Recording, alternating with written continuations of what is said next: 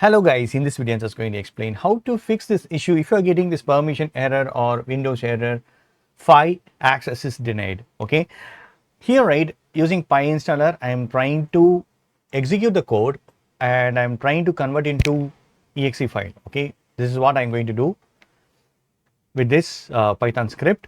So if I'm trying to run the script right, so this is the code that I need to execute on this terminal. This is my playwright location and I'm adding some data. Before you convert to exe file, ensure that the existing exe file, you might have created before, existing exe file is not opened. Okay, just ensure that is your folder is clear, and you can, even if you want, right, if you can delete it.